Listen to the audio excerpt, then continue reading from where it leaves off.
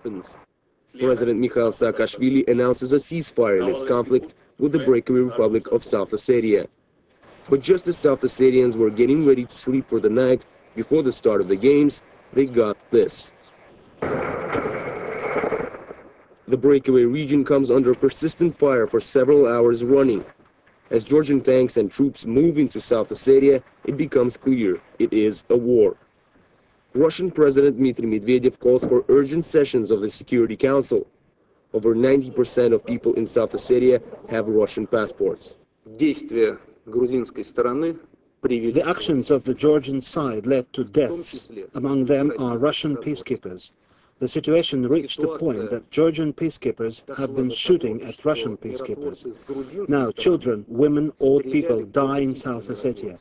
Most of them are citizens of the Russian Federation. According to the Constitution, I, as the President of the Russian Federation, must protect the lives and the dignity of the Russian citizens wherever they are.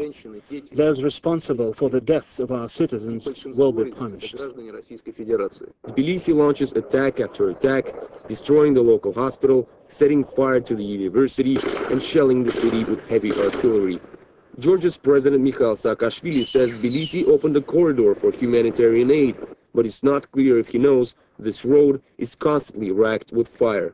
It was absolutely unacceptable to see residential quarters shelled, to see a humanitarian convoy trying to reach the people in need bombed from the air, and many villages are being attacked by the Georgian troops. Russia confirms it sent troops to South Ossetia to aid its peacekeepers stationed there. They say the capital, Tskhinvali, is in ruins, while South Ossetia calls Georgia's attacks genocide. Russia's defense minister says artillery and tanks have suppressed Georgian firing positions in Tskhinvali.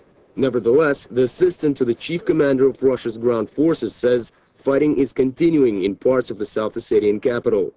President Dmitry Medvedev urges Georgia to withdraw its troops from the conflict zone. Reports from South Ossetia suggest fighting in the capital Tskhinvali and its suburbs continues.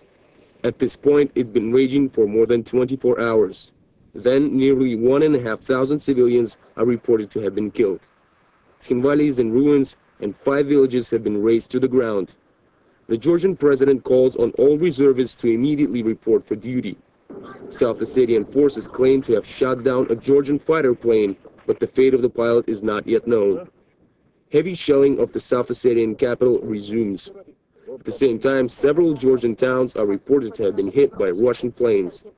The Russian Emergencies Ministry sends a mobile hospital to North Ossetia, where thousands of refugees flee from the conflict zone. It claims more than 1,600 people have been killed in Georgian attacks.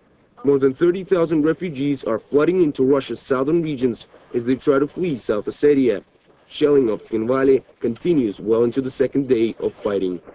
Igor Piskunov, RT. You're with RT. Good to have you with us. A recap now of the latest from the South Ossetian conflict. The chief of the Russian ground forces claims Georgia's military action in Tskhinvali has resulted in the destruction of all hospitals and many children have been killed. He also says the South Ossetian capital has been almost completely destroyed and remains without water or electricity. More than 10 border villages have reportedly been burnt to the ground. Well, Russia's Prime Minister Vladimir Putin says the government is planning to allocate around $400 million for the reconstruction of South Ossetia. According to Russia's ambassador to Georgia, the death toll in the unrecognized republic has now reached at least 2,000. There are claims that Georgian special forces have been throwing grenades into basements where women and children are sheltering. The Russian ambassador to Georgia says 13 Russian peacekeepers have been killed and 70 wounded during Georgian attacks. According to media reports, the European Union is calling an emergency meeting of foreign ministers to discuss the conflict between Georgia and South Ossetia.